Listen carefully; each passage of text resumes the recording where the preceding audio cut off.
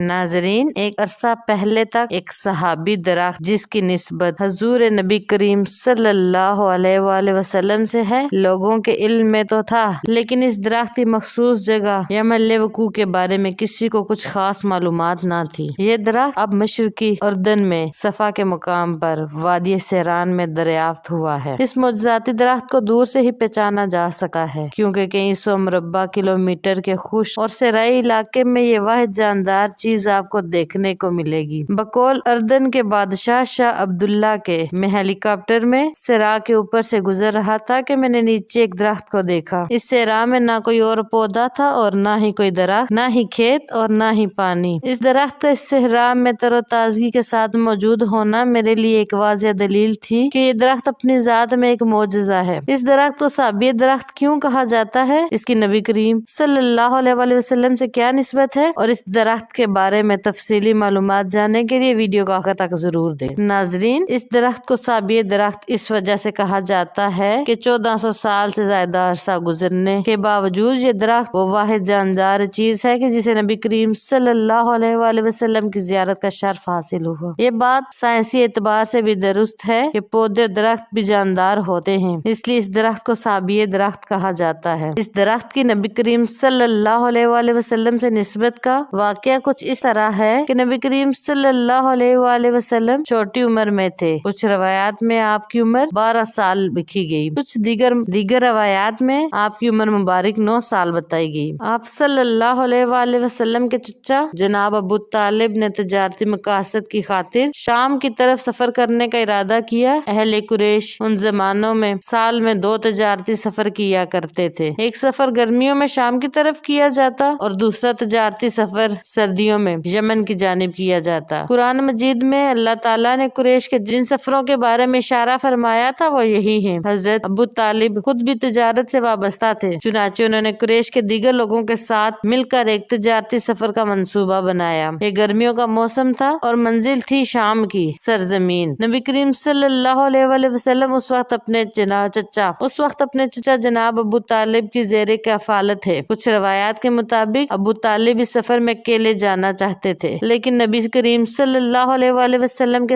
اصرار پر ابو طالب نے ان کو اپنے ساتھ لے لیا۔ ابو طالب نے ان کو بتایا یہ سفر بہت لمبا ہے، اس میں کئی مشکلات ہیں، لیکن آپ نے بے حد اصرار کیا کہ انہیں اس قافلے کا حصہ بننا ہے۔ حضرت ابو طالب کو حضور صلی اللہ علیہ وآلہ وسلم سے بہت محبت تھی اور انہوں نے ہمیشہ حضور کو اپنا بیٹا ہی سمجھا تھا، چنانچہ بالآخر انہوں نے آپ صلی اللہ علیہ وآلہ وسلم کو ساتھ لے کر جانے کی حامی بھر لی۔ دوستو، یہ سب کچھ اللہ تبارک تعالیٰ کی طرف سے ہوا، کیونکہ اسی سفر میں پہلی بار نبی کریم صلی اللہ علیہ وآلہ وسلم کے نبی ہونے کی بات دنیا کے سامنے آئی۔ اللہ تبارک تعالیٰ نے نبی کریم صلی اللہ علیہ وآلہ وسلم کی نبوت کو دنیا کے سامنے لانا تھا۔ تاریخ کے مطابق یہ سفر 586 عیسوی میں کیا گیا۔ قریش کا یہ قافلہ سفر کرتے کرتے وادی سہران پہنچ گیا۔ یہاں ایک گھنے سایہ دار درخت کے نیچے اہل قریش نے آرام کرنے کا فیصلہ کیا اور اپنے جانوروں کو بھی کھلا چھوڑ دیا۔ اس جگہ سے کچھ فاصلے پر ایک گرجا گھر اور عیسائی خانگاہ بھی موجود تھی۔ اس خانگاہ میں کچھ راہب ترک دنیا کر کے اللہ تعالیٰ کی عبادت کیا کرتے تھے۔ ان راہبوں میں سے ایک کا لقب بحیرہ تھا۔ بحیرہ کا اصل نام برجی یا جرجیس تھا، لیکن اپنے زیادہ علم اور زیادہ عبادت کی وجہ سے بحیرہ کا لقب سے پکارا جاتا۔ بحیرہ خانگاہ کی کھڑکی میں کھڑا اس قافلے کو آتا دیکھ رہا تھا۔